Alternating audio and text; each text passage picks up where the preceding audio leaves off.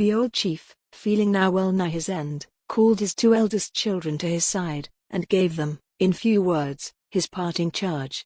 My son and daughter, me ye see no more, the happy hunting grounds await me, green with change of spring and summer through the year, but, for remembrance, after I am gone, be kind to little Shima, for my sake weakling he is and young, and knows not yet to set the trap, or draw the seasoned bow, therefore of both your loves he hath more need, and he, who needeth love, to love hath right. It is not like our furs and stores of corn, whereto we claim sole title by our toil, but the Great Spirit plants it in our hearts, and waters it, and gives it sun, to be the common stock and heritage of all. Therefore be kind to Shima, that yourselves may not be left deserted in your need. Alone, beside a lake, their wigwam stood, far from the other dwellings of their tribe, and, after many moons, the loneliness wearied the elder brother, and he said, Why should I dwell here far from men, shut out from the free, natural joys that fit my age? Lo, I am tall and strong, well skilled to hunt, patient of toil and hunger, and not yet have seen the danger which I dared not look full in the face. What hinders me to be mighty brave and chief among my kin? So, taking up his arrows and his bow, as if to hunt, he journeyed swiftly on, until he gained the wigwams of his tribe, where, choosing out a bride, he soon forgot, in all the fret and bustle of new life, the little Shima and his father's charge. Now when the sister found her brother gone, and that, for many days, he came not back, she wept for Shima more than for herself, for love bides longest in a woman's heart, and flutters many times before he flies, and then doth perch so nearly, that a word may lure him back to his accustomed nest, and duty lingers even when love is gone, oft looking out in hope of his return, and, after duty hath been driven forth, then selfishness creeps in the last of all, warming her lean hands at the lonely hearth, and crouching o'er the embers, to shut out whatever paltry warmth and light are left, with avaricious greed, from all beside. So, for long months, the sister hunted wide, and cared for little Shima tenderly, but, daily more and more, the loneliness grew wearisome, and to herself she sighed, Am I not fair? At least the glassy pool,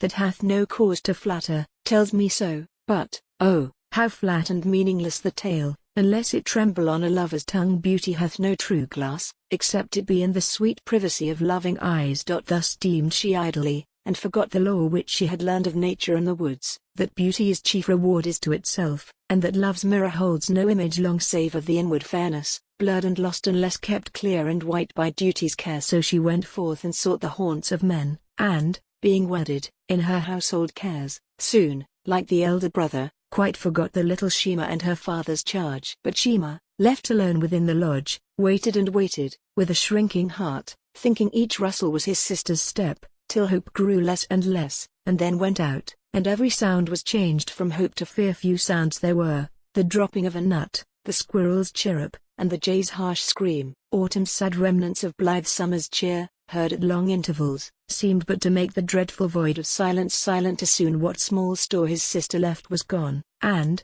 through the autumn, he made shift to live on roots and berries, gathered in much fear of wolves, whose ghastly howl he heard ofttimes, hollow and hungry, at the dead of night. But winter came at last, and, when the snow, thick heaped for gleaming leagues o'er hill and plain, spread its unbroken silence over all, made bold by hunger, he was fain to glean, more sick at heart than ruth, and all alone after the harvest of the merciless wolf, grim Boaz, who, sharp-ribbed and gaunt, yet feared a thing more wild and starving than himself, till, by degrees, the wolf and he grew friends, and shared together all the winter through.